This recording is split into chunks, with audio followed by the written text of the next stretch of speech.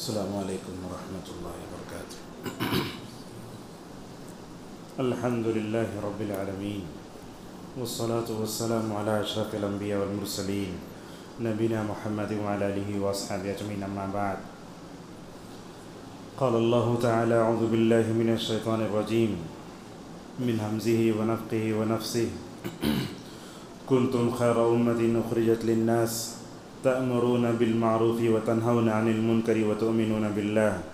وقال تعالی ولتکن منکم امۃ یدعون الی الخیر یأمرون بالمعروف وینہون عن المنکر واولئک هم المفلحون۔ وقال تعالی ادع الی سبیل ربک بالحکمۃ والموعظۃ الحسنہ وجادلهم بالتي هي احسن۔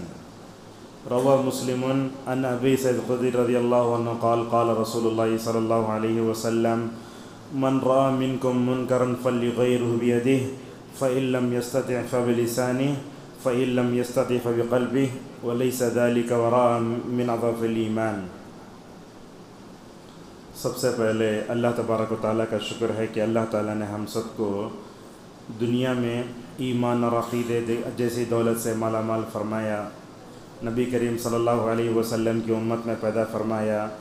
کروڑوں درود و سلام ہوں دعات کے سردار پر، جناب محمد رسول اللہ صلی اللہ علیہ وسلم کی ذات گرامی پر، جن کی کوششوں سے جد جہد سے یہ دین ہم تک پہنچا ہے۔ میں اللہ کی تعریف اور نبی صلی اللہ علیہ وسلم پر درود بھیجنے کے بعد مسجد توحید اور مسجد قباء کے سارے ہی ذمہ داروں کا شکر ادا کرتا ہوں کہ انہوں نے مجھے یہاں بلایا، عزت دی اور ہمارا احترام کیا، اور ہم جو آپ کے سامنے علم رکھیں گے وہ موقع دیا۔ اللہ سے ہماری دعا ہے اللہ تعالی ہم سب کو مرتے دم تک علماء کی قدر کرنے، دینی مجلسوں میں حاضر ہونے کی توفیق عطا فرمائے۔ اگرچہ جمعہ ہو چکا ہے پھر بھی الحمدللہ اتنی بڑی تعداد دیکھ کر مجھے بڑی خوشی ہوتی ہے۔ آپ جو اپنی مصروفیات کو چھوڑ کر جمعہ کا خطبہ سننے کے بعد بھی آپ یہ دین کے باتیں سننے جو بیٹھے ہیں، علماء کو چاہیے کہ وہ لوگوں کی تعریف کریں، ان کی قدر کریں۔ ہوتا کیا ہے، ایسا کرنے سے ماشاءاللہ لوگ جم کر رہتے ہیں۔ جب لوگوں کی قدر نہیں کرتے، لوگوں کو برا بلا کہتے ہیں تو لوگ نہیں آتے۔ لہٰذا آپ لوگ قابل رشک ہیں، مرد و خواتین۔ اللہ تعالی ہم سب کو جیسے یہاں جمع کیا ہے جنت الفردوس میں اپنے والدین ساتھ ہم سب کو اللہ جمع فرمائے۔ مجھے آپ کے سامنے جس موضوع پر گفتگو کرنی ہے وہ ہے اسلاف کا جذبہ دعوت۔ موضوع بڑا اچھا ہے اور اس میں انشاءاللہ ہم پوائنٹ کی شکل میں آپ کے سامنے بات کریں گے۔ 3 آیتیں میں نے آپ کے سامنے پڑھی، ایک حدیث پڑھی، ان کا ترجمہ کر کے اپنے موضوع کی وضاحت کرتے ہیں۔ اللہ تبارک و تعالیٰ نے اس امت کو قرآن میں کئی نام دیے۔ اللہ نے سورہ حج میں کہا ہوا سماکم المسلمین، اللہ نے تمہارا نام کیا رکھا ہے؟ مسلمان رکھا ہے۔ آج کے دور میں ایک عجیب بات ہم سنتے ہیں، اس دور میں کیا ہم اپنے آپ کو مسلمان کہنا کافی ہے یا اہل حدیث بولے تو بھی چلتا؟ اس کا جواب دیا علماء نے، مسلمان کہنا کافی تھا۔ کب؟ اللہ کے نبی کے زمانے میں، صحابہ کے زمانے میں۔ لیکن جیسے جیسے ہم زمانے نبوت سے دور ہوئے، اسلام میں گمراہ فرقے پیدا ہو گئے، لہٰذا ان گمراہ فرقوں سے بچانے کے لیے اپنے آپ کو ہم سلف کی طرف نسبت کرتے ہیں۔ علامہ ابن تیمیہ رحمہ اللہ نے کہا یہ بدعت نہیں۔ جیسے ایک آدمی کے کئی نام ہوتے ہیں نا، اس امت کے کئی نام ہیں۔ اس امت کا نام ہے امت مسلمہ، اس امت کا اور ایک نام ہے امت مرحومہ، اور اس امت کو اللہ تبارک و تعالیٰ نے دنیا کی سب سے بہترین امت قرار دیتے ہوئے کہا کنتم خیر امت، اے لوگو تم دنیا میں سب سے بہترین امت ہو۔ وہ امت سب سے بہترین کیوں ہے اس کی وجہ آگے بتائی گئی، کہا تم لوگوں کے لیے پیدا کیے گئے ہو۔ اس کا مطلب کیا سمجھ میں آیا؟ اس دنیا میں ہمیں اپنی ذات کے لیے نہیں جینا ہے، اس ذات میں ہمیں دوسروں کو نار جہنم سے بچانے کے لیے بھی جینا ہے۔ اللہ نے آگے فرمایا بھلائی کا حکم دیتے ہو، برائی سے روکتے ہو اور اللہ پر ایمان رکھتے ہو۔ بعض روایتوں میں آیا کہ نبی کریم صلی اللہ علیہ وسلم نے فرمایا لوگو تم 70 امتوں کے برابر ہو۔ معمولی نہیں ہے اعزاز، یہ کتنے امتوں کے؟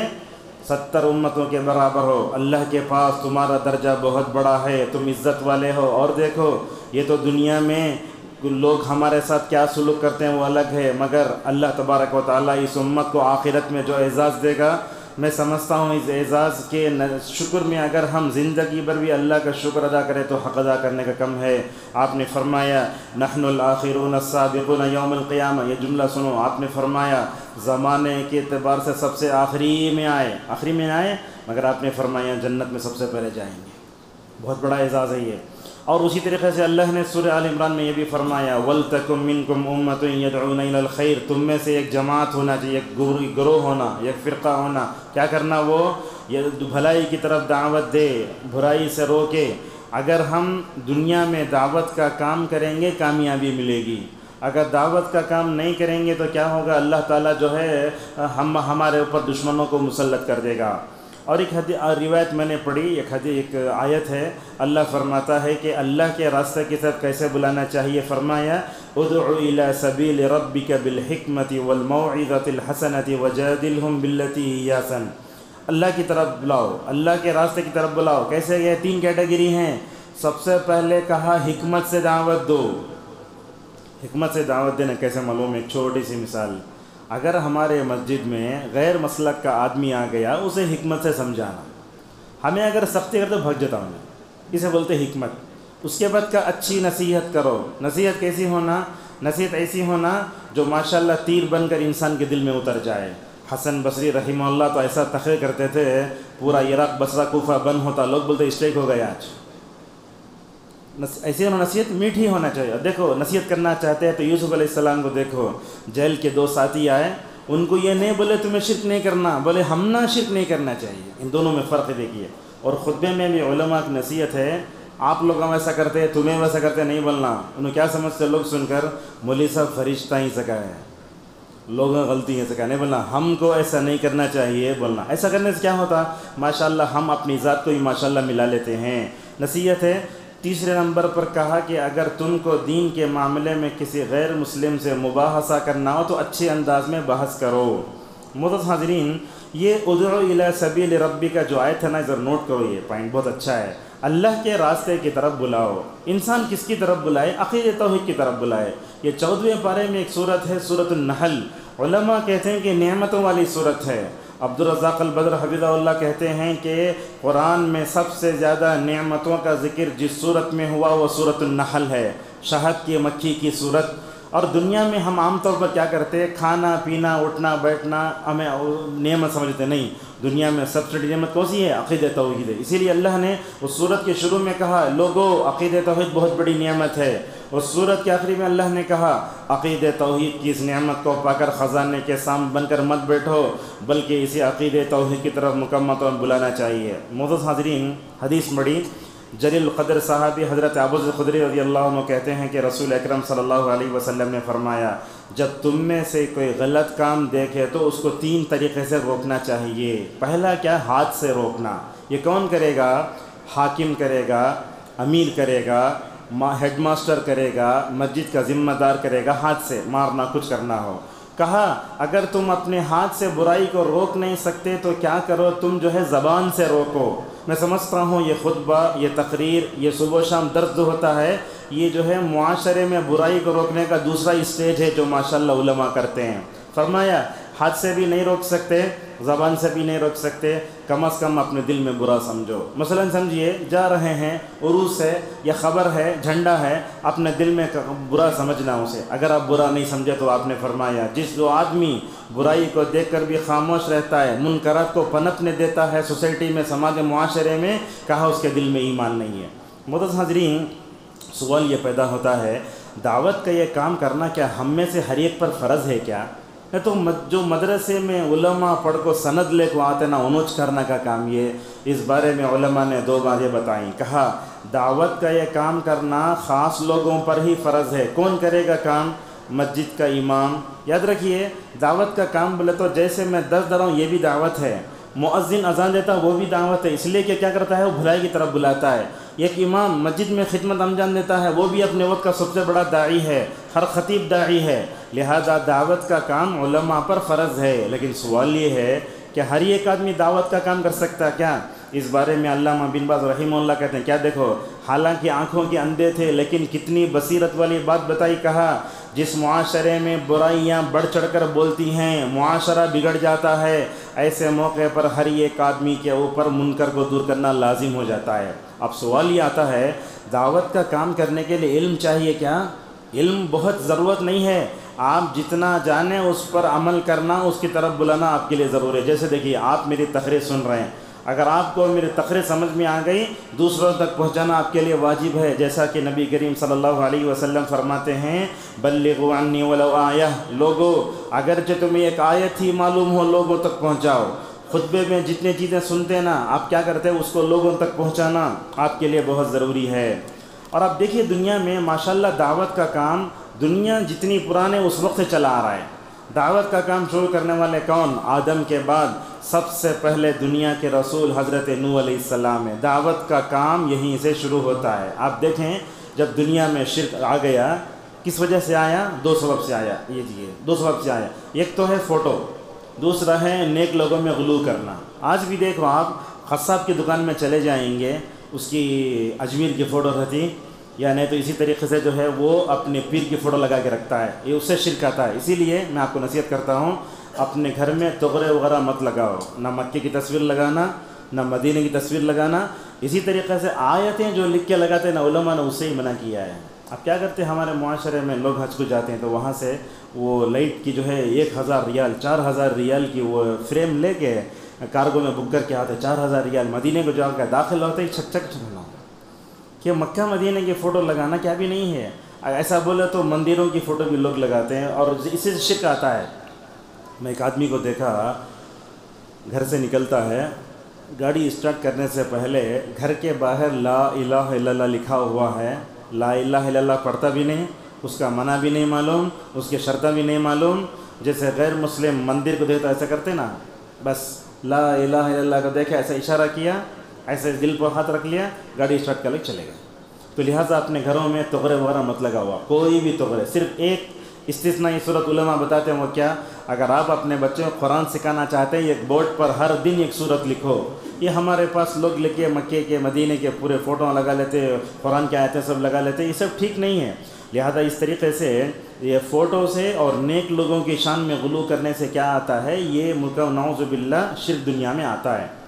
اب آئیے میں حضرت نوح علیہ السلام کے بارے میں کچھ باتیں بولنا چاہتا ہوں۔ میں سمجھتا ہوں اس دنیا میں دعوت کا جو جذبہ اگر ہم شروع کریں تو حضرت نوح علیہ السلام کی شخصیت کو ہم جو ہے کیا نہیں کر سکتے، نظر انداز نہیں کر سکتے۔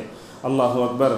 نوح علیہ السلام اپنے قوم میں کتنے سال ٹھہرے رہے؟ اللہ سورہ عنکبوت میں فرماتا ہے فَلَبِثَ فِيهِمْ أَلْفَ سَنَةٍ إِلَّا 50 عَامًا۔ یہ مدت دیکھو 950 سال، یہ معمولی مدت ہے؟ معمولی مدت نہیں ہے۔ ہم دعوت کا کام آج کر کو کل رزلٹ آنا بولتے ہیں، یہ کیسا کریں گے نوح علیہ السلام اپنی قوم میں؟ اللہ تبارک و تعالیٰ نے ان کا ذکر کئی جگہ فرمایا، سورہ نساء میں ہے، کئی جگہ ہے۔ اللہ سورہ جو ہے بنی اسرائیل میں فرماتا ہے انہ کان عبدا شکورا، نوح علیہ السلام بڑے جو ہے شکر گزار بندے تھے۔ ان کی دعوت کیسے تھی اگر آپ یہ جاننا چاہتے ہیں تو 29ویں پارے میں سورہ نوح ہے، اس میں پڑھ کے دیکھو۔ اللہ تعالیٰ حضرت نوح علیہ السلام کے دعوتی اسلوب اور اس کے طریقہ کار کی وضاحت فرماتا ہے۔ حضرت نوح علیہ السلام اپنی قوم کو آہستہ بھی سمجھائے، زور سے بھی سمجھائے، انفرادی طور پر بھی سمجھائے، اجتماعی طور پر بھی سمجھائے، لیکن 950 سال تک رہ کر بھی نتیجہ کیا ہوا؟ ماشاءاللہ۔ لیکن 950 سال تک وہ دعوتی جذبہ ذرہ بھی ٹھنڈا نہیں پڑا، یہ اصل میں ہے۔ کتنے لوگ ایمان لائے؟ 950 سال کی مدت میں جو لوگ ایمان لائے اس کا تذکرہ کرتے ہوئے اللہ فرماتا ہے وَمَا آمَنَ مَعَهُ إِلَّا قَلِيلٌ، کچھ لوگ ایمان لائے۔ مفسرین بولتے 80 لوگ ایمان لائے، وہ کہیں نہیں ہے، کچھ بہت کم لوگ ایمان لائے۔ اللہ اکبر۔ یہ حدیث پڑھتے تو رونگٹے کھڑے ہو جاتے ہیں۔ اللہ کے نبی صلی اللہ علیہ وسلم نے فرمایا قیامت کے دن ہر نبی کو اس کی امت ساتھ اٹھایا جائے گا۔ حضرت نوح کو ان کی قوم کے ساتھ، حضرت ہود کو ان کی قوم کے ساتھ، حضرت صالح کو ان کی قوم کے ساتھ۔ آپ نے فرمایا دیکھو کچھ لوگ آئیں، کچھ انبیاء آئیں گے جن کے ساتھ 2 لوگ ہوں گے۔ کتنے؟ 2۔ ایک نبی آئے گا اس پر ایمان لانے والا ایک، اور آپ نے یہ بھی فرمایا کچھ انبیاء ایسے آئیں گے ایمان لانے والے کون بھی نہیں۔ اللہ کیا جذبہ دعوتی تھا، جذبہ ان کے اندر، کوئی ایمان نہ لاتا ماشاءاللہ، جب بھی جو ہے مکمل طور پر کچھ بھی جو ہے مایوس نہیں ہوتے تھے۔ لہٰذا ہمیں بھی حضرت نوح علیہ السلام کا قصہ قرآن میں ہر جگہ پڑھنا چاہیے۔ ہمارا جذبہ ویسا ہونا 950 سال تک حضرت نوح علیہ السلام صبر و شکر سے زندگی گزارتے رہے، نہ گرمی نہ سردی نہ بارش نہ بیماری نہ صحت، کوئی بھی حال حضرت نوح علیہ السلام کی دعوتی جذبے پر اثر نہ کر سکا۔ دوسری مثال دعوتی جذبے کی اگر ہم دے سکتے ہیں تو حضرت موسیٰ علیہ السلام کی دے سکتے ہیں۔ آپ جانتے ہیں قرآن میں سب سے زیادہ جس نبی کا ذکر ہوا وہ محمد صلی اللہ علیہ وسلم. دوسرے نمبر پر حضرت ابراہیم علیہ السلام کا ذکر ہے. اہل علم کہتے ہیں قرآن میں تیسرے نمبر پر جس نبی کا زیادہ تذکرہ وہ موسیٰ علیہ السلام ہے. اس کی وجہ کیا؟ علامہ سعدی تو اس کے 4 وجوہات بتاتے ہیں، وہ چھوڑ دے کے بس اتنا بتاتے ہیں حضرت موسیٰ علیہ السلام پر ایمان لانے والے زیادہ تھے، اللہ کے نبی پر بھی ایمان لانے والے زیادہ ہیں. ایک دن اللہ کے نبی کو خواب بتایا گیا، حضرت موسیٰ کی قوم دیکھ کر نبی بولے یہ میری قوم ہے. کہا گیا تمہاری قوم نہیں، یہ موسیٰ کی قوم ہے. تو موسیٰ کی قوم بھی زیادہ تھی، اللہ کے نبی کی قوم بھی. اسی طرح دلیل کیا ہے اس کی؟ دلیل یہ ہے جب اللہ کے نبی صلی اللہ علیہ وسلم معراج کی رات میں جب 50 نمازوں کا تحفہ لے کر چھٹے آسمان میں آئے تو موسیٰ نے کیا کہا؟ اللہ نے بنی اسرائیل پر بھی 50 نمازوں کو فرض کیا تھا، میری امت نہیں پڑھ سکی، تمہاری امت بھی نہیں پڑھتی. کون بولے؟ موسیٰ علیہ السلام بولے. اللہ کے نبی صلی اللہ علیہ وسلم موسیٰ کے تجربے کے بات کو سن کر دیکھو اپنی امت کی خاطر 9 مرتبہ اللہ کے دربار میں گئے. کتنے مرتبہ گئے؟ 9 مرتبہ گئے. ہر ایک مرتبہ 5 نمازیں معاف ہوتی، 50 سے لے کر 45 معاف ہو گئیں، 5 تھیں. حضرت موسیٰ نے کہا اے محمد اتنا بھی نہیں پڑھتی تمہاری قوم. اللہ کے نبی نے فرمایا اللہ کے پاس جانے شرم آتی. میں سمجھتا ہوں نمازوں کے معاملے میں ہمارے اوپر سب سے بڑا احسان ہے تو نبی کا ہے. نبی امت کی خاطر 9 مرتبہ اللہ کے سامنے جاتے ہیں، اور اس امت پر حضرت موسیٰ کا بھی بہت بڑا احسان ہے. آج 5 نمازوں کے ساتھ یہ حال ہے، 50 نمازیں فرض ہو جی تو کیا کرتے ذرا تصور کیجئے. موسیٰ علیہ السلام بھی بڑے جو ہے کیا ہے دعوت کے لیے قربانی دینے والے، بچپن سے ہی قربانی دی. جیسے ہی پیدا ہوئے اللہ نے موسیٰ کی ماں سے کہا کیا کرو، سمندر میں ایک صندوق میں بند کر کے کیا کر دو، دریا میں ڈال دو. کوئی ماں کر سکتی ہے؟ کوئی نہیں کر سکتا. جیسے ہی ڈالے موسیٰ علیہ السلام کی ماں پریشان ہوئی، اللہ نے کہا اِنَّا رَادُّوهُ إِلَيْكَ وَجَاعِلُوهُ مِنَ الْمُرْسَلِينَ. اے موسیٰ کی ماں ڈرنے کی ضرورت نہیں ہے، ٹینشن لینے کی ضرورت نہیں ہے. اس بچے کو ہم تمہارے پاس لوٹائیں گے، یہ بچے کو نبی بنائیں گے، اور یہ بچہ تمہارے لیے ماشاءاللہ آنکھوں کی ٹھنڈک بھی بنے گا. بہت ستایا گیا. کیا ستایا گیا؟ اللہ اکبر. میں کیا تذکرہ کروں آپ کا. دعوتی میدان میں ستایا. جب جو ہے من و سلوہ آیا تو بولے ہم نہ پیاز ککڑی لہسن جو ہے نا ہم نہ کیا نہیں بولے. اللہ اکبر. موسیٰ علیہ السلام کو بڑا ستایا، اور موسیٰ علیہ السلام کی ذات پہ حملے بھی کیے. کہنے لگے ان کی شرمگاہ میں بیماری ہیں. آپ دیکھو حضرت آدم سے لے کر محمد صلی اللہ علیہ وسلم تک جتنے انبیاء تشریف لائے ماشاءاللہ ہر نبی جسمانی اعتبار سے، اخلاقی اعتبار سے، اور جو ہے روحانی اعتبار سے بڑے طاقتور. کون تو بھی لنگڑا تھا، کون تو لولا تھا، کون تو اندھا تھا، کون تو کانا تھا، کوئی نہیں تھا. ماشاءاللہ روحانی اعتبار سے بڑے طاقتور. جب موسیٰ علیہ السلام پر حملہ کیا گیا، ایک دن حضرت موسیٰ علیہ السلام کیا کیے، ایک پتھر پر کپڑے رکھ کر نہا رہے تھے. سمجھ رہے نا واقعہ ہے، نہا رہے. بخاری کی روایت ہے جیسے ہی نہا کر ختم ہوا وہ کپڑے اٹھا کر پہننے لگے، اللہ کے حکم سے وہ پتھر کپڑوں کو لے کر بھاگنے لگا. حضرت موسیٰ علیہ السلام بڑے حیادار. آپ نے فرمایا ان موسیٰ حیّن. موسیٰ علیہ السلام بڑے حیا رکھنے والے. جیسے ہی پتھر کے پیچھے بھاگے، کیوں بھاگے؟ اللہ تعالیٰ بتانا اچھا تھا اے بنی اسرائیل تم نے حضرت موسیٰ کی خلقت میں عیب لگایا، اوپر سے نیچے تک دیکھ لو موسیٰ کو ماشاءاللہ کیسے ہیں. اللہ نے کہا یا ایھا الذین آمنوا لا تکونوا کالذین آذوا موسیٰ. لوگو تم ان یہودیوں کی طرح نہ ہو جاؤ جنہوں نے موسیٰ کو تکلیف دی تھی. موسیٰ کا درجہ اللہ کے پاس بہت بڑا ہے. بہت ستائے گئے. جب گائے ذبح کرنے کا حکم آیا تو پوچھے نوجوان ہونا، بڈھی ہونا، چرنے والی نہیں ہونا، اور جو ہے عیوب سے پاک ہونا. اللہ تعالیٰ بولتا انشاءاللہ بولتے تو وہ گائے کو پال لیتے. بہرحال حضرت موسیٰ علیہ السلام کا جو ہے جذبہ اگر ہم دعوت کے دیکھیں گے بہت قربانی دیا. حضرت موسیٰ علیہ السلام دیکھو دعوت کا کام کرنے کے لیے فرعون کے دربار میں جاتے ہیں. بڑے آدمی کے پاس اپائنٹمنٹ دیر سے ملتا، 1 سال کے بعد دیا انہیں فرعون. جب حضرت موسیٰ علیہ السلام جو ہے فرعون کے دربار میں جاتے ہیں، جانا سے پہلے کیا دعا کرتے؟ رب اشرح لی صدری ویسر لی امری واحلل عقدۃ من لسانی یفقہوا قولی. لوگ کیا سمجھ جاتے حضرت موسیٰ تتلتے تھے؟ نہیں ہے، وہ بات بھی غلط ہے. اور موسیٰ علیہ السلام فرعون کے دربار میں جب پلتے تھے انگار اٹھا کو منہ میں ڈال لیے بولتے. یہ دونوں روایتیں غلط ہیں. اب کیا بولا؟ اللہ تعالیٰ نبیوں کو بغیر عیب کے پیدا کرتا نا. موسیٰ علیہ السلام بول رہے ہیں میں بول سکتا ہوں مگر ہارون میرے سے اچھے بولتے ہیں، دونوں مل کو جاؤ. مگر ماشاءاللہ ایک بات ہے، دیکھو موسیٰ بڑے بھائی، حضرت ہارون چھوٹے بھائی. حضرت موسیٰ علیہ السلام ہی بات کر رہے ہیں فرعون سے، ہارون مجھ کھولے ہیں۔ اس کا مطلب کیا سمجھ میں آتا ہے؟ جہاں بڑا بھائی ہے چھوٹا بھائی ہے، بڑے بھائی کو بات کرنے کا موقع دینا ہے، چاہے چھوٹے بھائی کو خاموش ہونا چاہیے۔ موسیٰ علیہ السلام گئے دعا کرتے ہوئے۔ اور ایک بات دیکھو، دنیا میں ظالم اور جابر بادشاہ ہوتا نا، ان کے سامنے ہم نے جانے ڈر ہوتا نا۔ فرعون مارتا تھا، اس کے دربار میں پلے بڑے اور اسی کے گریبان سے کھیل کر اس نے ماشاءاللہ خدائی کے مکمل طور پر للکار رہے ہیں۔ جب اللہ تعالیٰ موسیٰ و ہارون کو فرعون کے پاس بھیجتا ہے، ایک بات کی نصیحت کرتا، کہتا ہے وَلَا تَنِيَا فِي ذِكْرِي، اے موسیٰ و ہارون میرے ذکر میں کوتاہی نہ کرنا۔ اس سے کیا معلوم ہوتا ہے؟ بندہ اگر کسی سے ڈرتا ہے تو کیا کرنا؟ وہ اللہ تعالیٰ کا ذکر کرا تو ڈر چلے جاتا۔ اس کی اور ایک دلیل دیکھو، حضرت ابراہیم علیہ السلام کو برہنہ بنا کر جو ہے آگ میں ڈالا گیا تو کیا بولے حضرت ابراہیم؟ حسبنا اللہ و نعم الوکیل۔ یہ ذکر، یہ توحید بندے کو اندر سے روحانی قوت دیتا ہے۔ تب حضرت موسیٰ و ہارون اللہ کا ذکر کر کے ماشاءاللہ فرعون کے دربار میں چلے گئے۔ پورے قرآن کو کھول کے دیکھو، سورہ بقرہ سے سورہ ناس تک فرعون بار بار دبانے کی کوشش کریا، مگر موسیٰ علیہ السلام کبھی دبے نہیں۔ انہیں دبانے کی کوشش کرتا، ایسا سوال کرتے ماشاءاللہ موسیٰ آگے نکل جاتے ہیں۔ اس طریقے سے معزز حاضرین، اگر ہم جذبہ دعوت کی بات کریں تو ہم حضرت ابراہیم کو بھی بھول نہیں سکتے۔ اللہ اکبر۔ حضرت ابراہیم کی کیا کیا جو ہے مطلب کہ جو ہے دعوتی جذبہ آپ کے اندر بچپن سے ہی توحید پرست۔ کیسے ہوتا ہے؟ آزر جو تھا نا، بتاں تراشنے والا انہیں، جب عید کا دن آیا تو بلائے، ابراہیم بولے بیمار ہو نہیں آتا، جا کے چھپ کر دعوت جب دعوت میں جب سمجھانے کا مرحلہ ختم ہو چکا تھا، اس کے بعد جا کر بتاں توڑے۔ یاد رکھو، میں آپ سے پوچھتا ہوں، ہندوستان میں رہ کر آدمی کو عقیدہ توحید کی حفاظت کرنا آزمائش ہے، یا سعودی میں رہ کر مطلب اپنی آخری کی حفاظت کرنا آزمائش ہے؟ انڈیا ہے۔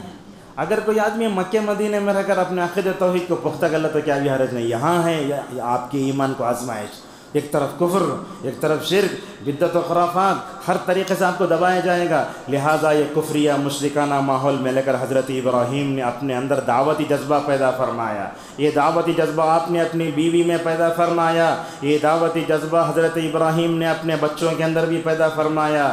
دیکھو، دعوت کا کام کرنے کے لیے حضرت ابراہیم علیہ السلام نے آزمائش کے طور پر اپنے بیوی کو، اپنے بیٹے کو، دودھ پیتے بچے کو جا کے چھوڑا۔ میں آپ سے پوچھتا ہوں، اگر ہم میں سے کسی کا بچہ دودھ پیتا رہا، دودھ کا باٹل لیے بغیر اگر بس میں ٹرین میں بڑھے تو کیا تکلیف ہوتی ہے؟ کھڑا کاملے اتر جاتے۔ لیکن حضرت اسماعیل کیا تکلیف پڑے ہوں گے، حضرت ہاجر کیا تکلیف پڑے ہوں گے۔ دیکھو یہ عورت کیسی تھی، دعوت جذبہ کیسا تھا، اپنے شوہر کا کیسا ساتھ دیتی تھی۔ جیسے ہی وہ کھجور پانی ختم ہوا دوڑنے لگی۔ اللہ کو یہ مثالی ماں، یہ دعوتی جذبہ رکھنے والی عورت کا دوڑنا اتنا پسند آیا۔ کہاں؟ صفا مروہ میں۔ قیامت تک حج کو جانے والے، عمرے کو جانے والے ماشاءاللہ حضرت ہاجر کو یاد کرتے ہیں۔ یہ دعوتی جذبہ ایسے ہوتا ہے۔ اس طریقے سے آپ دیکھو، اپنے اندر بھی دعوت جذبہ پیدا کیا، حکمت کے ساتھ کام کیا، اپنی قوم کو سمجھایا، حتیٰ کہ اپنے باپ کو بھی سمجھایا۔ عام طور پر کیا ہوتا ہے، آدمی توحید پرست ہو گیا تو اکیلا ہو جاتا۔ کئی لوگ ایسے رہتے ہیں، نہیں بھائی ہمارے گھر والے پورے ابھی شرک میں بدعت میں نہیں۔ یاد رکھو، ابراہیم کی سوچ اپنے اندر پیدا کرو۔ انہوں نے کیا سوچا؟ جس سے میں پیدا ہوا ہوں انہوں بھی جنت میں چل جانا۔ حضرت ابراہیم نے اپنے کافر باپ سے کیسے ادب سے بات کی، دیکھو سورہ مریم میں اس کا تذکرہ ہے، یا ابتی، اے میرے ابا جان، اے میرے ابا جان۔ وہاں دیکھو، آج ہم اپنے مسلم باپ سے کیسے باپ کو ذرا تصور کر کے دیکھو۔ بولتے باپ بولے میرے پاس علم آ گیا، ایسے نہیں بولے تو جاہل ہے، میں نے بولے میرے پاس علم آیا ہے، اگر تم میری بات مان لو گے تو اللہ کی رحمت کے مستحق ہو جا کے۔ بڑا سمجھا ابراہیم علیہ السلام اپنے باپ کو۔ آخر میں کیا بولا؟ ایک بات بولا، لَأَرْجُمَنَّكَ وَهْجُرْنِي مَلِيًّا۔ ابراہیم زیادہ دعوت کی بات کرے تو میں تمہیں پتھر مار ختم کرا دوں۔ اتنا ہونے کے بعد بھی ابراہیم کا دل دیکھو، دعوتی جذبہ دیکھو، کہتے ہیں قال سلام علیک، اے ابا جان تم پر سلامتی ہو۔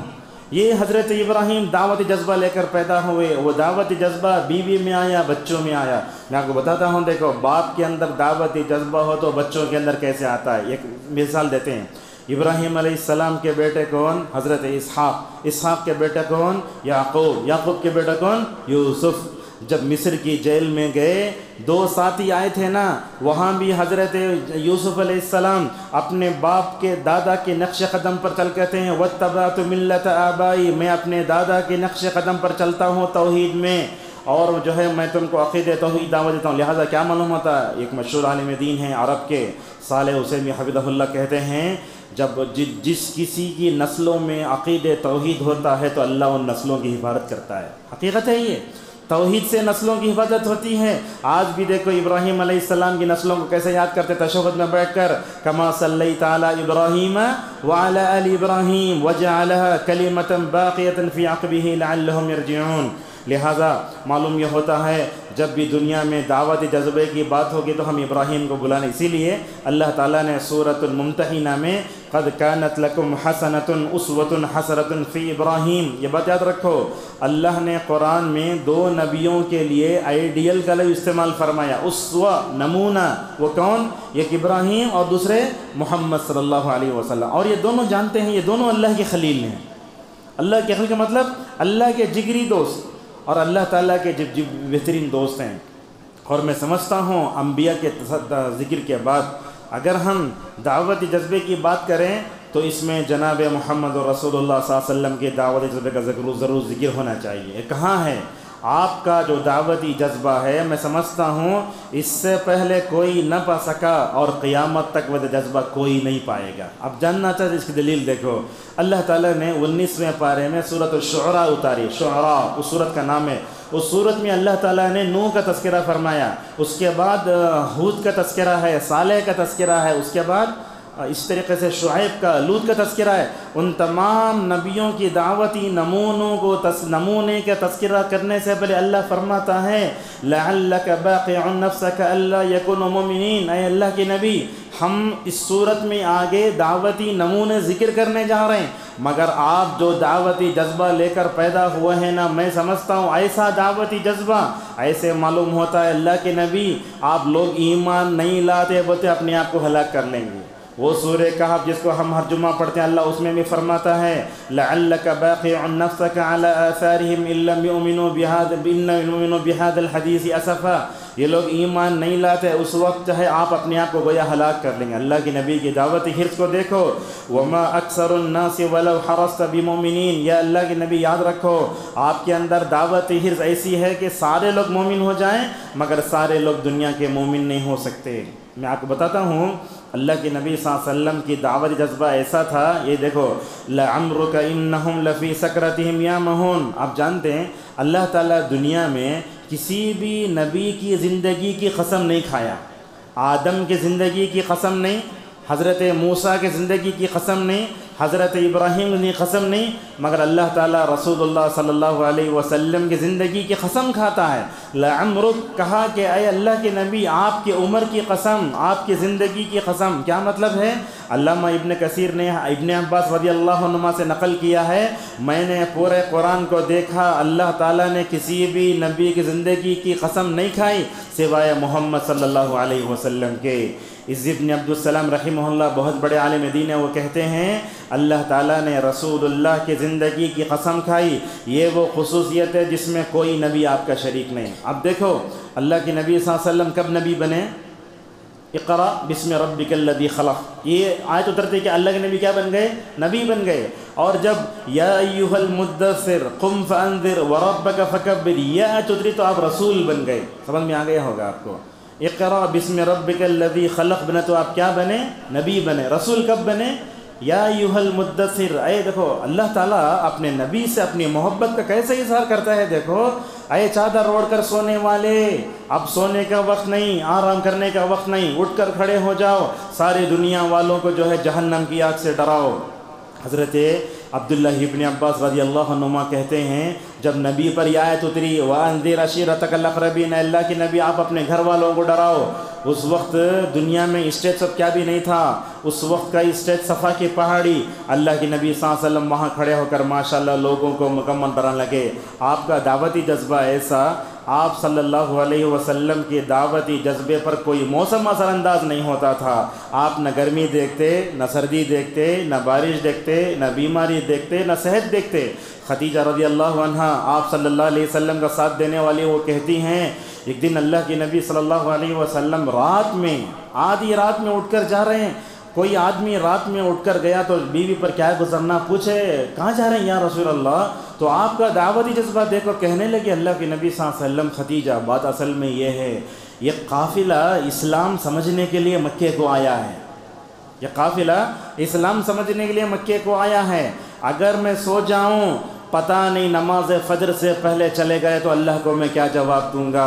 اس دعوتی جذبے کو لے کر نبی کریم صلی اللہ علیہ وسلم مکمل طور پر کیا ہے، خدیجہ رضی اللہ تعالی عنہا کو بول کر ایسے نکل جاتے ہیں۔ اللہ کے نبی صلی اللہ علیہ وسلم کہاں کہاں دعوت دیتے، آپ کا دعوتی جذبہ دیکھو، آپ کو برے القاب سے پکارا گیا۔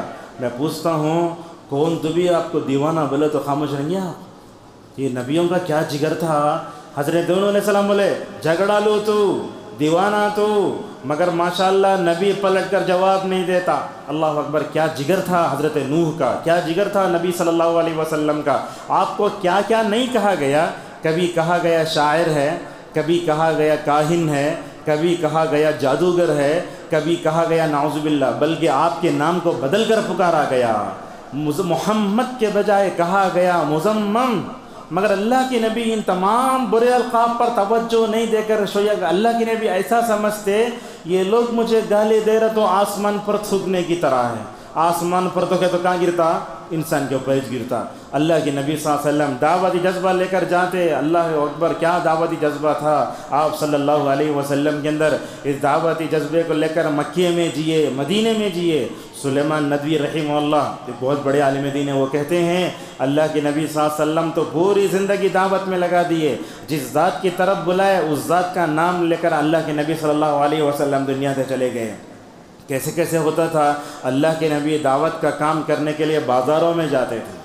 آج یہ چیز ہے، اللہ کے نبی صلی اللہ علیہ وسلم دعوت کا کام کرنے کے لیے طائف کے سفر پہ جا رہے ہیں، جہاں آپ کو اتنا مارا گیا، خون بھر گیا جوتے میں، پھر بھی اللہ کے نبی صلی اللہ علیہ وسلم نے ان پر بد دعا نہیں فرمائی۔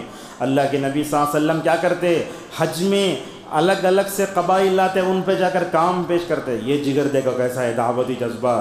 یہ اللہ کے نبی صلی اللہ علیہ وسلم جاتے لوگوں میں جو ہے دعوتی جذبہ پیش کرتے قبائل پہ، تو جیسے اللہ کے نبی دعوت کا کام کرتے ہوئے آگے جو ہے پیچھے سے ابو لہب آ کے بولتا دیوانہ ہی نہیں۔ مردوں میں ہوتا تھا، عورتوں میں ام جمیل جا کے کام کرتی تھیں، کیا ہوا، ابو لہب مٹ گیا، ابو لہب کی بیوی مٹ گئی، مگر اللہ کے نبی صلی اللہ علیہ وسلم رہ گئے۔ آپ کا دعوتی جذبہ رہ گیا، جو انگلی اللہ کی نبی کی طرف اٹھی وہ ٹوٹ گئی۔ تبت یدا ابی لہب و تب بتاتی ہے اللہ کی نبی صلی اللہ علیہ وسلم جنگوں میں بھیجتے تب بھی ماشاءاللہ دعوت کا کام کرتے۔ اور دیکھو آپ صلی اللہ علیہ وسلم کے دعوتی اس کام میں خدیجہ نے ماشاءاللہ آپ کا بہت ساتھ دیا۔ کام اگر کرتا ہے، اسی لیے میں بولتا عورتیں خواتین بھی ہیں، اگر آپ عالم کی بیوی بنے تو آپ بڑی خوش نصیب ہیں۔ کیوں؟ اس لیے کہ عالم کی وجہ سے آپ کی عزت ہوتی ہے۔ آپ خدیجہ کی طرح اگر آپ اپنے شوہر کا ساتھ دیں گے، وہ دعوت کا مکمل طور پر کام کرے گا۔ خدیجہ رضی اللہ تعالی عنہا بھی آپ صلی اللہ علیہ وسلم کا بہت ساتھ دیا۔ میں سمجھتا ہوں اللہ تعالیٰ کی مدد کے بعد مکی دور میں خدیجہ نہ ہوتی، ان کی تسلی نہ ہوتی، ابو طالب نہ ہوتے، رسول صلی اللہ علیہ وسلم کو دعوتی کام کرنا مشکل ہو جاتا۔ اور آپ صلی اللہ علیہ وسلم مکے کی 13 سالہ زندگی میں شروع میں 3 سال تک چھپ چھپ کر دعوت دیتے تھے، بعد میں اللہ کے نبی صلی اللہ علیہ وسلم 10 سال کے بعد مکمل طور پر دعوت جذبہ مکمل طور پر ایسے آیا۔ آپ صلی اللہ علیہ وسلم خطبہ دے رہے ہیں، کہاں، وہ اس کے عرفات کے میدان میں۔ آپ کہتے ہیں اے اللہ تو نے جو دین دے کر بھیجا میں نے لوگوں تک پہنچا دیا۔ اے صحابہ اکرام، کتنے صحابہ تھے؟ 1 لاکھ سے صحابہ تھے۔ اس موقع پر آپ نے فرمایا اے لوگو دیکھو میں عرش والے کو گواہ کھڑا کر گواہ بنا کر سمجھتا ہوں، اے لوگو کیا میں نے جو دین اللہ نے مجھے دیا تھا پہنچا دیا؟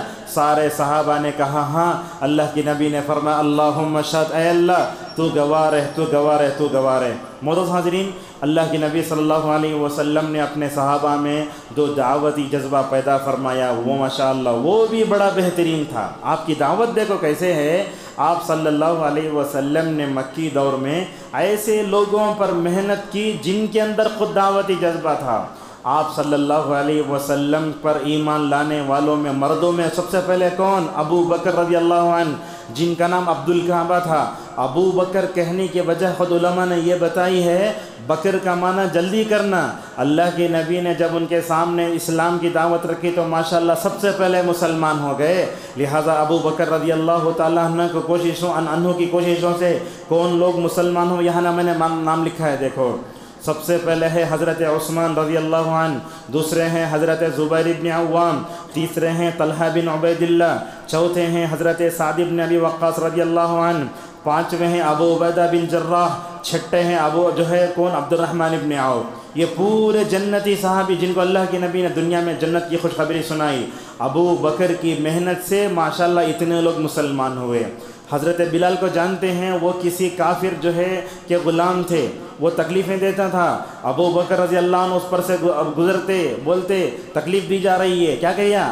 مال دے کر ماشاءاللہ حضرت بلال کو آزاد کر دیا۔ اللہ اکبر، بلال کو آزاد کیا۔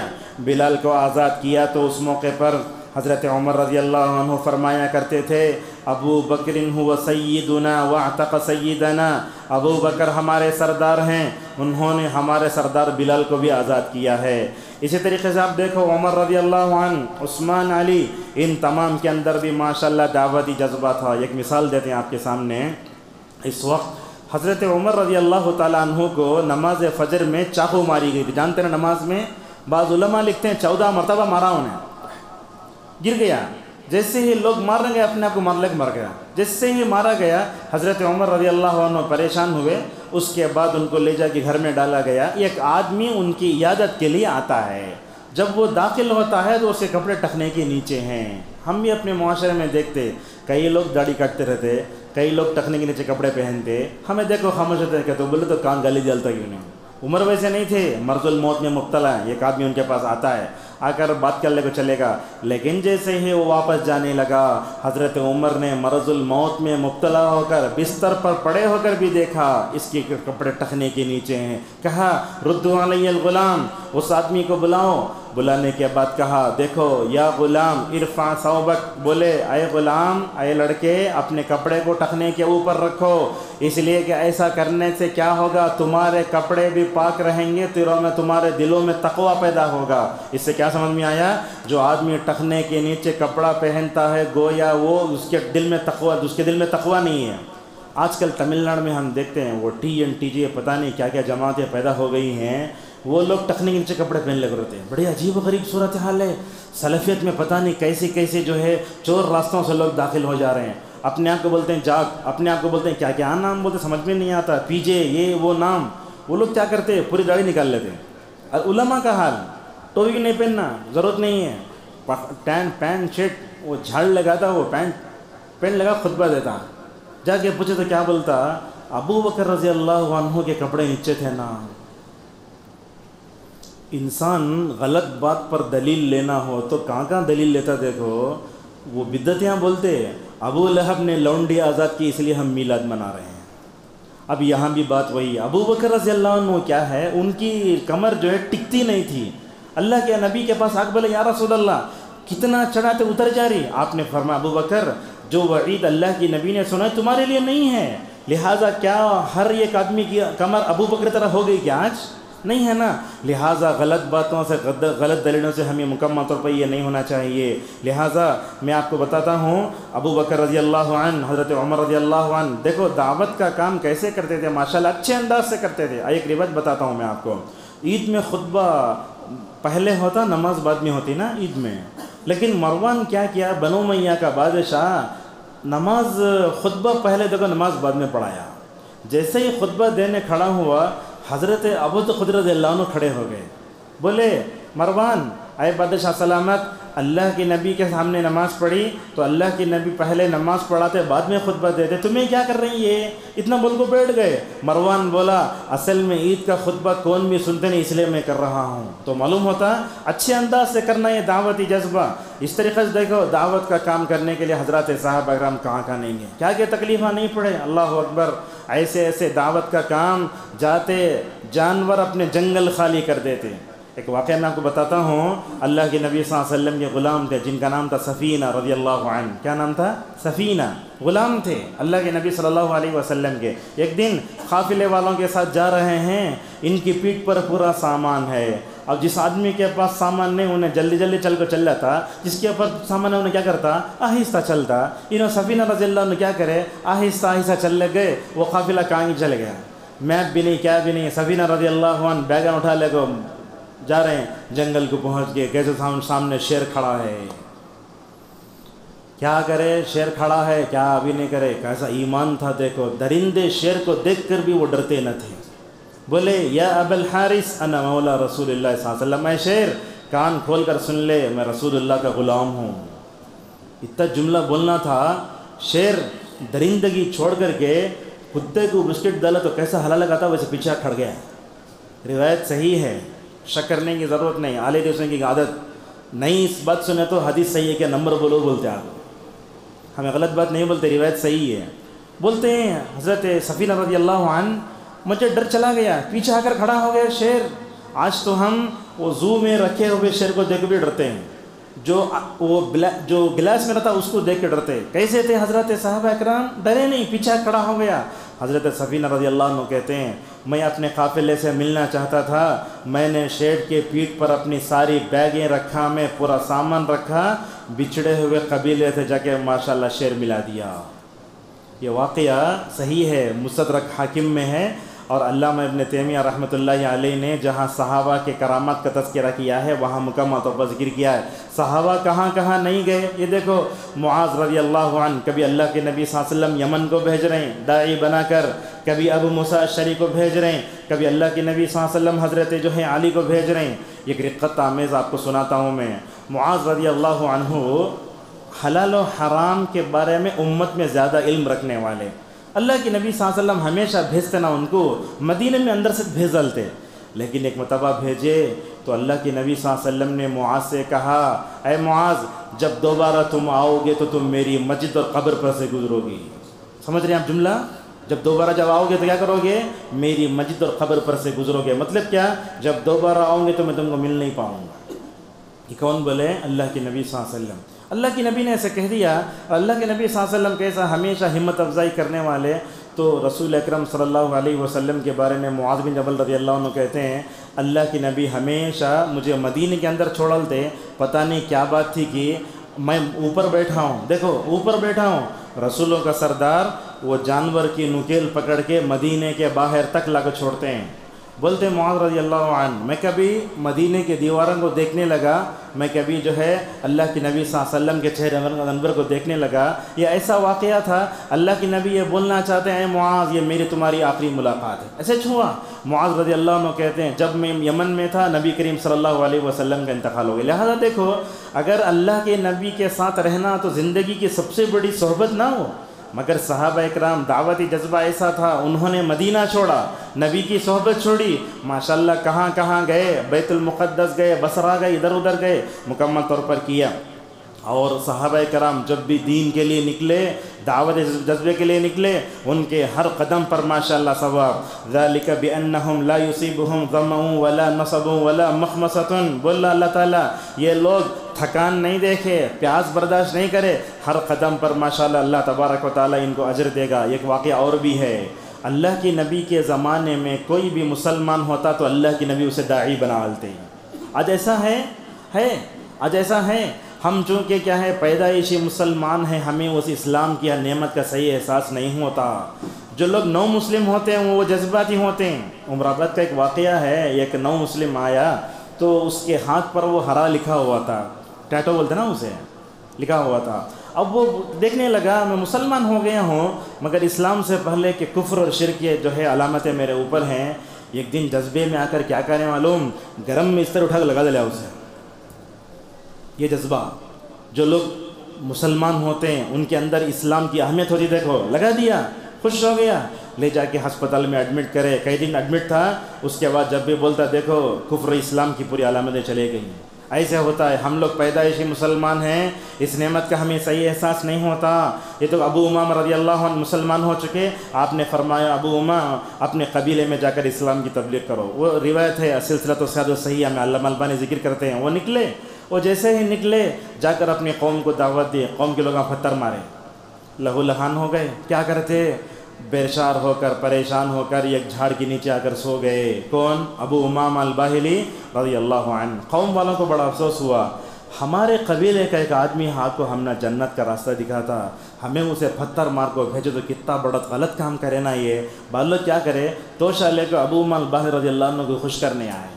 یہ دیکھو کیسا دعوت کے راستے میں نکلے تو اللہ کی کیسی غیبی مدد ہوتی ہے۔ دیکھو نکلے توشہ لے کر درخت کے نیچے آئے، دیکھے تو حضرت ابو امامہ رضی اللہ عنہ سو رہے ہیں، دیے۔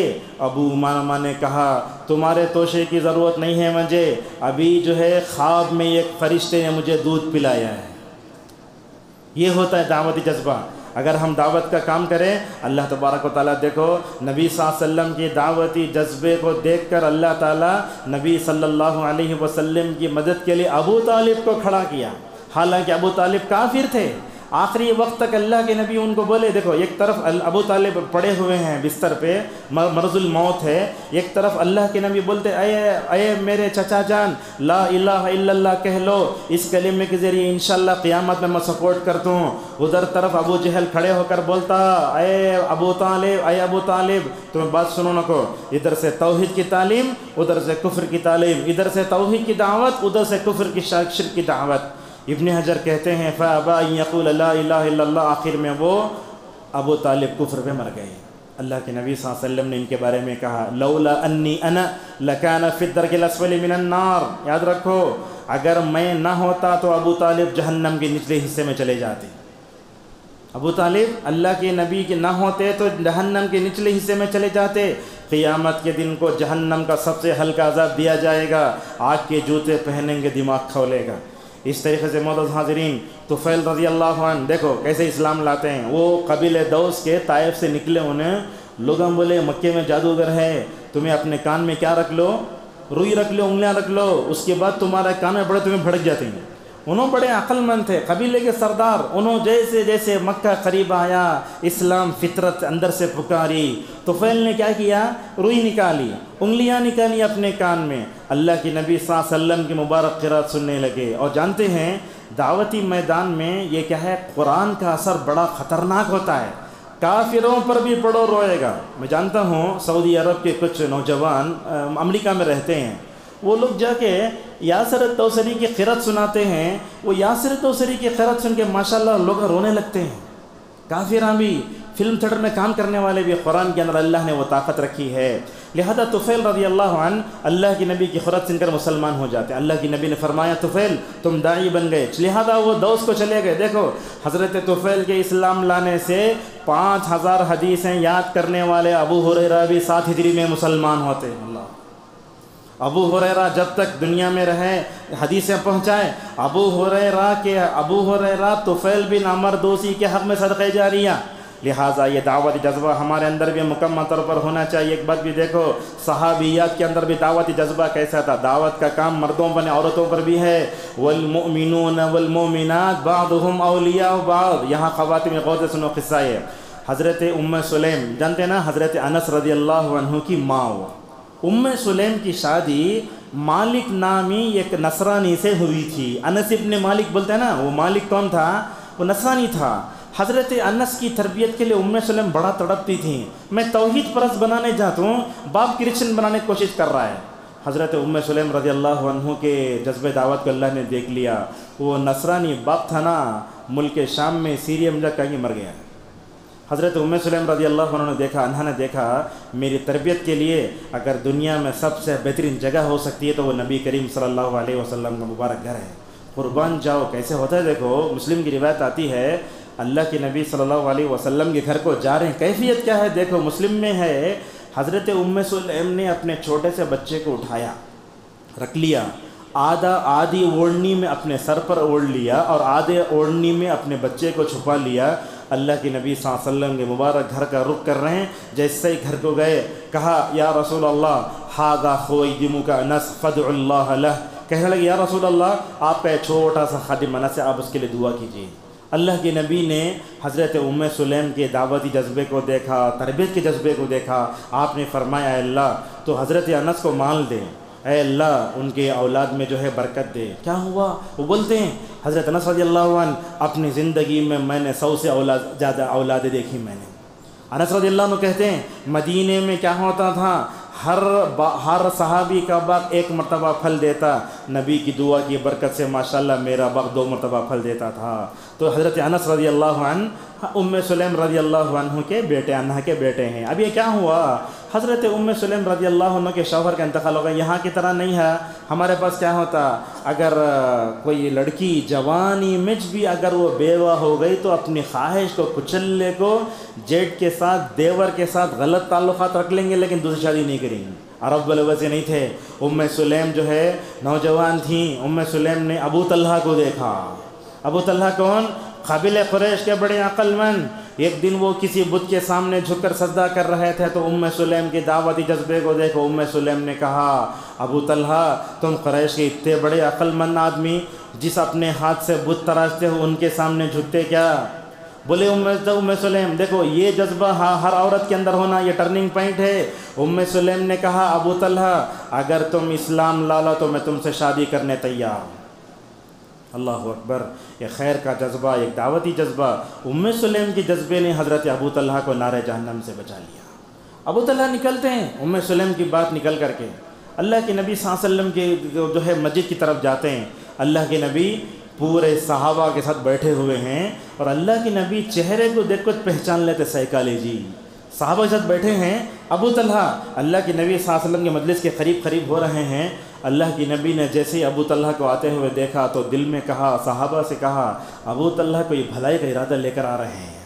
اللہ اکبر، قریب ہوئے، کہا یا رسول اللہ ام سلیم ہے، وہ یہ کہتی ہے کہ اگر میں اسلام لے لیتا ہوں تو مجھ سے شادی کرنے تیار ہے اور اسلام ہی میرا مہر بھی ہے۔ انہوں نے یہ بھی کہا تو اللہ کے نبی صلی اللہ علیہ وسلم نے اس موقع پر کہا اے ابو طلحہ ام سلیم سے شادی کر لو، انشاءاللہ میں گواہ بنوں گا۔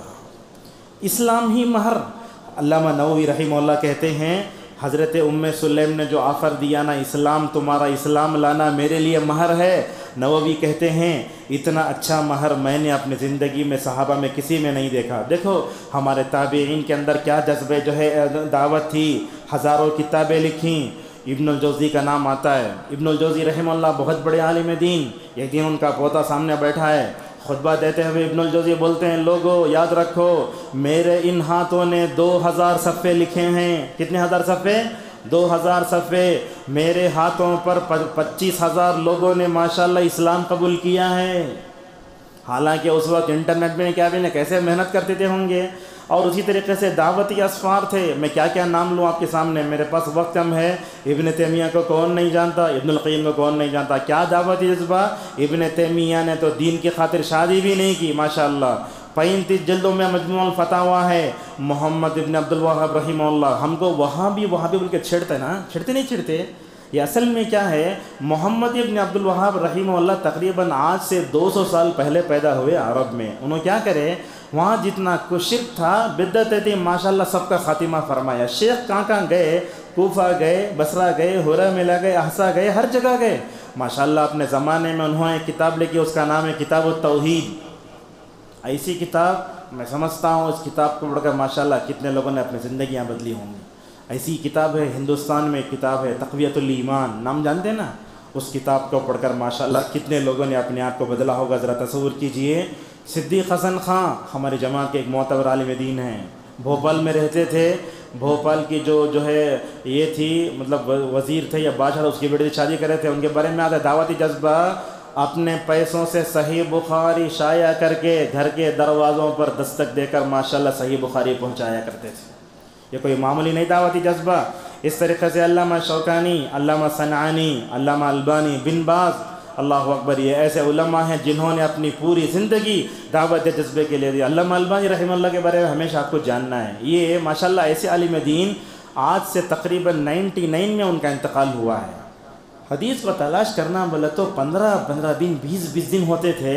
اس امت کا اس امت پر اتنا احسان ہے، آج کوئی حدیث صحیح ضعیف بولنا تو 10 سیکنڈ میں تلاش کر سکتے ہیں۔ یہ علامہ البانی کا احسان ہے۔ ان کے بارے میں علماء بولتے کیا کیا تکلیف پڑے معلوم، یہ اپنے گھر میں رہتے تھے، حدیث لکھنے کے لیے کاغذ نہیں ملتا تھا، باہر جا کر کچرے میں سے کاغذ اٹھا لے کر لکھتے تھے۔ کئی مہینوں تک وہ زمزم پر رہے، اور عالم کیا ہوتا، عالم خالی امامت کرتا، مدرسے میں پڑھا تھا، ہنر نہیں جانتا۔ علامہ البانی رحمہ اللہ دعوتی جذبہ کیسا دیکھو، گھڑی کا کام کرتے تھے، گھڑی کی اصلاح کرتے تھے، ان کے پاس بدعتیں آتے گھڑی کی اصلاح کرنے کے واسطے، انہیں گھڑی کی اصلاح کرنے آ کو ماشاءاللہ اپنی عقیدے کی اصلاح کر کے چل جاتا تھا۔ علامہ البانی رحمہ اللہ ماشاءاللہ اتنی بہتر انداز سے دیکھتے تھے۔ آج ہمارے اندر یہ دعوتی جذبہ نہیں ہے، دیکھتے ہیں دعوت کا کام کرنے والے کو ہم برا بولتے ہیں، دعوتی جذبہ ٹھنڈا ہو گیا ہے۔ بلکہ میں سمجھتا ہوں اس بارے میں امت میں بیداری لانا چاہیے۔ آخر کے 5-10 منٹ ہیں، اگر ہم اپنے اندر یہ دعوتی جذبہ پیدا کرنا چاہتے ہیں تو کیا کرنا چاہیے؟ سب سے پہلے یہ عقید توحید کی جو نعمت ہمیں ملی ہے نا، اس پر ہمیں اللہ کا شکر ادا کرنا چاہیے۔ اللہ کا شکر ادا کرنے کا طریقہ کیا؟ طریقہ یہ ہے کہ ہم شرک نہ کریں، کفر نہ کریں، بدعت و خرافات میں نہ جائیں۔ ہمارے پاس ایسے ہوتا، بعض لوگ آلیریز گھرانے کے ہوتے، کیا ہو جاتا، فلاں جماعت کی لڑکی سے شادی کر لے تو ہم علاقہ کو سدھار لیں گے، نہیں ہوتا ہو۔ صالح فوزان بولتے توحید پر شادی کرو، خبر پرست عقیدے کی خرابیاں ہوتا ان سے لڑکی نہیں لینا۔ کب تک لڑکی نہیں لینا؟ جب تک وہ صحیح اعتبار سے توبہ نہیں کر لینا۔ ہمیں لا کو سدھارتے نہیں، کیا ہوتا، وہ آ کو ہمارے گھر کا ماحول خراب کرتی۔ میں آپ کو بتاتا ہوں، بخاری کے ایک راوی ہیں، ان کا نام ہے عمران ابن حطان، بڑے عالم دین ہیں۔ انہوں کیا کرے، یہ خارجی عورت سے شادی کرتا ہوں بولے، لوگاں روکے، کرونوں کو کیا ہوا، خارجی عورت سے شادی کر خارجی ہو گیا۔ تو لہٰذا معلوم ہوا، یاد رکھو، ہمارے گھر میں آنے والی بہو بھی توحید پرست ہونا، ہمارے گھر میں آنے والا داماد بھی کیسے ہونا، توحید پرست ہونا چاہیے۔ میں ہمیشہ بولتا، بہو لانا ہو تو حضرت ابراہیم کو نمونہ بناؤ۔ جب ان کے گھر میں ایک ناشکری بہو آ گئی، ابراہیم علیہ السلام بولے دہلیز بدل لو، تو بہو لانے کے لیے کس کو نمونہ بنانا؟ ابراہیم علیہ السلام کو نمونہ بنانا۔ داماد لانا ہو تو رسول اکرم صلی اللہ علیہ وسلم کو نمونہ بناؤ۔ آپ صلی اللہ علیہ وسلم کے داماد خالی ہینڈسم تھے، آپ صلی اللہ علیہ وسلم کے جو داماد تھے ماشاءاللہ حیا کے پیکر مجسم تھے۔ ایک طرف دیکھو عثمان، دوسری طرف دیکھو علی۔ آج ہم جن لوگوں کو داماد بناتے، ہینڈسم چھکرا ہونا، ہیرو کے سگے بالا ہونا، پوری داڑھی نکال ڈالنا، ویسے لائے تو میں سمجھتا ہوں تمہاری جو نسل ہوگی وہ بھی ہیروج پیدا ہوگی۔ لہٰذا حضرت عثمان جیسے داماد لاؤ، حضرت علی جیسے داماد لاؤ۔ حضرت عثمان تو ایسے تھے جن کو دیکھ کر فرشتے شرما جاتے تھے۔ ایک دن اللہ کے نبی کے سامنے ابو بکر بیٹھے ہیں، عمر بیٹھے ہیں، اللہ کی نبی کی ران کھلی ہوئی ہے۔ حضرت عثمان داخل ہوتے، نبی نے اپنا کپڑا برابر کر لیا۔ حضرت عائشہ نے پوچھا، یا رسول اللہ، آپ کے سامنے میرے ابا تھے، آپ کے سامنے حضرت عمر تھے، حضرت عثمان نے آتے ہی آپ نے اپنے ران پر کپڑا کیوں ڈالا؟ آپ نے فرمایا اس موقع پر، میں ایسے شخص سے کیوں نہ شرماؤں جس سے فرشتے شرماتے تھے۔ ایسے تھے حضرت جو ہے توحید کون، عثمان رضی اللہ عنہ۔ دوسری چیز ہے، دعوت کا کام کرنے کے لیے سب سے پہلے ہمیں عقید توحید پر جم کر رہنا چاہیے۔ آج دعوت کا کام کرنے والے دیکھتے، انہیں نماز نہیں پڑھتا، انہیں توحید نہیں جانتا، کیسے کرے گا؟ اسی لیے سورہ ہود میں اللہ تعالیٰ کئی نبیوں کا تذکرہ کر کے آگے فرماتا ہے، فاستقم کما امرت، اے لوگو توحید پر جم جاؤ۔ تیسرا یہ ہے، دعوتی جذبہ پیدا کرنے کے لیے قرآن جب پڑھتے ہیں نا، قرآن میں جہاں جہاں دعوتی آیتیں آئی ہیں ان آیتوں کو پڑھو۔ چوتھا ہے، اپنے اندر دعوتی جذبہ پیدا کرنے کے لیے احادیث کا مطالعہ کرو۔ نبی کریم صلی اللہ علیہ وسلم نے کیسے کیسے انداز سے ماشاءاللہ دعوتی جذبہ ہمیں پیدا فرمایا، اور اسی طریقے سے ہمیں اپنے اندر دعوتی جذبہ پیدا کرنے کے لیے ماشاءاللہ صحابہ کی سیرت کو بھی مکمل طور پر پڑھنا چاہیے، نبی کی سیرت کو پڑھنا چاہیے۔ اور دعوت جذبے میں سب سے اہم بات یہ ہے، داعی جب دعوت کا کام کرتا ہے تو اس کے زبان سے نکلنے سے پہلے اسے اپنے اخلاق کی تبلیغ کرنا چاہیے۔ آپ بتاؤ، ہمارے گھروں میں کام کرنے والی نوکر بھی آتا، نوکرانی بھی رہتی، ہمارے دکانوں میں کام کرنے والے کتنے غیر ہندو رہتے، غیر مسلم رہتے، آج تک کون تو بھی ہمارے اخلاق سے یا ہمارے کیریکٹر سے متاثر ہو کر مسلمان ہوا کیا؟ اخلاق سے تبلیغ کرو، جیسا کہ اللہ کے نبی صلی اللہ علیہ وسلم سے کہا گیا۔ اور دعوت کا جذبہ پیدا کرنے کے لیے ہمیں کیا کرنا، اسلاف کی حرص ہمارے اندر ہونا چاہیے۔ ایسا ہونا دعوتی جذبہ، گرمی میں بھی گرم رہنا، سردی میں بھی گرم رہنا، بیماری میں بھی گرم رہنا، اور وہ صحت میں بھی رہنا، کوئی نہیں دیکھنا۔ دعوتی جذبہ کام کرنے کے لیے ہمیں مستند علماء کی نگرانی بھی چاہیے۔ آج کل بڑا مسئلہ ہے، لوگ کیا کرتے ہیں، نوجوان دعوتی ٹیم بنا لیتے، علماء سے کیا بھی جو ہے مطلب کیا کرنے دیتے، مطلب علماء سے فائدہ دور ہو جاتے، دعوت کا کام کرنے چلے جاتے ہیں۔ میں آپ کو بتاتا ہوں کتنے لوگ ایسے ہیں ہندوستان میں، کئی اہل حدیث لوگ بولے ہندوستان میں کون بھی عالمش نہیں ہے۔ عالم کون بتا، وسیع اللہ عباس، انیس الرحمن اعظمی، کون کی وہ یمن میں ہے، یحییٰ حجوری، اس کے علاوہ کوئی بھی عالم دینی نہیں ہے۔ جمعہ کے دن میں خطبے میں بیٹھتے ہیں کچھ درس بھی نہیں سنتے, وہاں سے زوم میں درس دیتا ہے. بتاتا ہوں توحید سمجھا کر آپ کو مسجد تک لایا سو عالم ہی نہ دوسرا کوئی لایا. اسی لیے عبدالعظیم صاحب یہ خطبے میں بولیں اگر وہ جمعہ کے دن بیٹھنے کی شریعت کی مجبوری نہ ہوتی لوگ اٹھ کے چلے آتے, شرعی مجبوری سے بیٹھتے ہیں.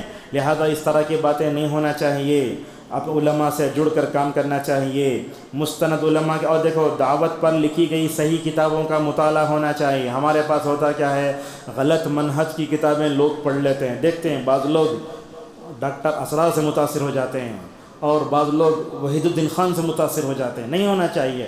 غلط باطل افکار نظریات رکھنے والا جتنے چیزیں تمام چیزوں سے مکمل طور پر دور. اور یاد رکھو دعوت علم کے ساتھ ہوتی ہے, دعوت کیا ہوتی ہے, بصیرت ساتھ ہوتی. کہا قل هذه سبیلی ادعو الی اللہ علی بصیرۃ انا ومن اتبعنی. اور دیکھو دعوت کا جذبہ ہمارے ہر ایک کے اندر ہونا. باپ کیا کرنا, اپنے بیٹوں میں دعوت جذبہ پیدا کرنا, بیوی میں ہونا, بچوں میں ہونا, دوستوں میں ہونا, اور اپنے بیوی بچوں میں دعوت کی خاطر قربانی دینے کا جذبہ بھی ہونا چاہیے. آج کل ہوتا کیا ہے, لوگ مسجد کو نہیں آتے, بولتے نہیں کام فل ہے, تو وقت نہیں دیتے.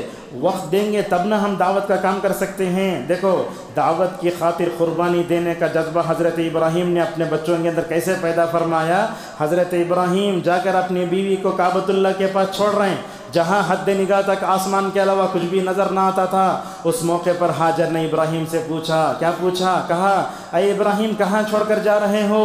حضرت ابراہیم نے کہا اللہ کا حکم ہے. اللہ اکبر. یہ عورت کا جواب دیکھو, جب اللہ کا حکم ہے تو اللہ کبھی ہمیں ضائع نہیں کرے گا. اسی لیے دیکھتے علماء کی جو بیویاں ہوتی وہ بھی صبر کرنے والی. اس لیے دیکھو عالم کتاب لکھتا کیا کرتا, کتاب کے شروع کے مقدمے میں لکھتا میری بیوی بچے بھی اس کام میں میرا ساتھ دی. لہذا اس طریقے سے دعوت کا کام کرنے کے لیے مکمل طور پر صحیح کتابوں میں جوڑو, جذبہ پیدا کرو. اور دیکھو آج کرسچن قادیانی دونوں چیزوں کو دیکھتے ہیں.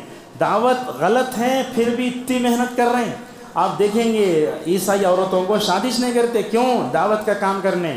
یہ قادیانی بھی آج ہر جگہ دعوت کا کام کر رہے ہیں. کیا کرتے ہیں, ایسے قریے میں جاتے ہیں جہاں امام نہیں ہے, ہمیں امام لا کو رکھتے ہیں, پیسہ دیتے ہیں, بعد میں کیا ہوتا ہے نعوذ باللہ وہ قادیانی پھیلاتا ہے.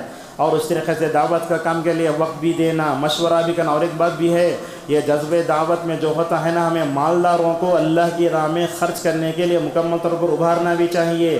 دعوت کا کام کرنے سے ماشاءاللہ اس کے فضائل ملتے ہیں, اور دعوت کا کام نہ کرنے کے نقصانات کیا ہوتے ہیں وہ بھی سن لیجئے. یاد رکھو جو بھی آدمی دعوت کا کام نہیں کرتا وہ گنہگار ہوگا, حق کو چھپانے کا مجرم ہوگا. دیکھو ہمارے پاس بازو پڑوسی غیر مسلم ہیں, ہمارے ساتھ کام کرنے والے مسلم ہیں, مہینہ ہوا تو تنخواہ دینے جانتے, لیکن کبھی وہ بیمار ہوا تو اس کی عیادت کرنے گئے نہیں گئے. اللہ کے نبی دیکھ کیسے کر رہے ہیں, آپ کی خدمت کرنے والے یہودی لڑکا تھا, یہودی لڑکا بیمار ہو گیا. انسان بیمار ہوا تو دل نرم ہو سکتا تھا, نرم ہو جاتا.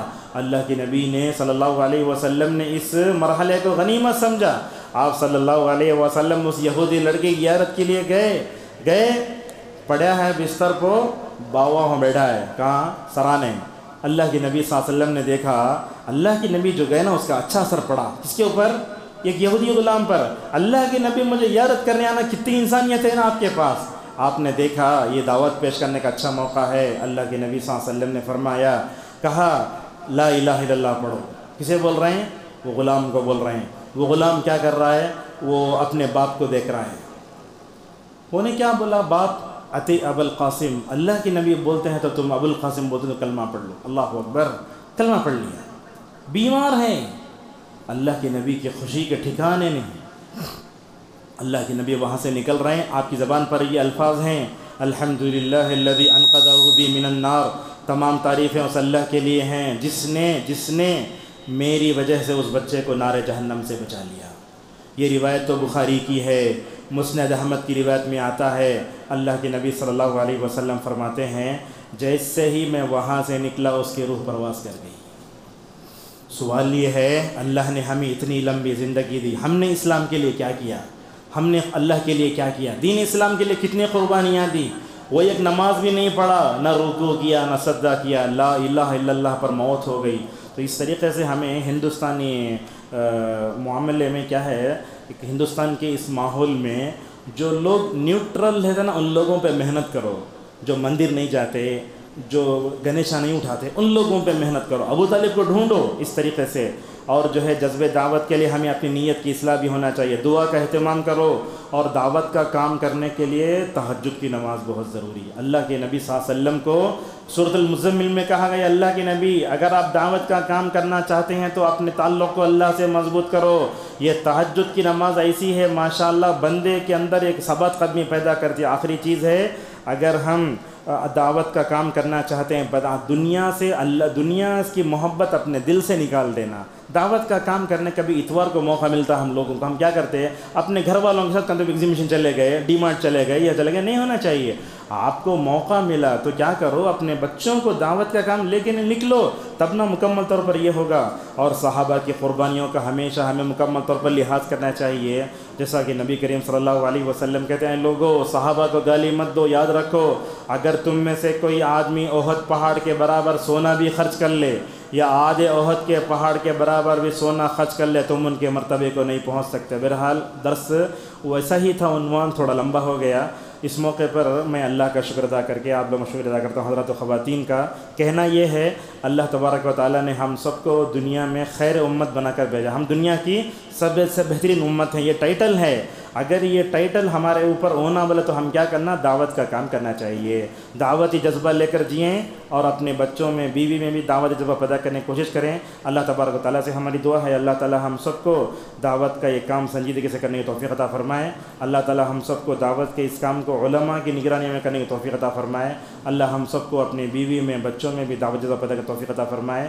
جو غفلت ہوگی اللہ معاف فرمائے۔ وآخر دعوانا الحمد للہ رب العالمین۔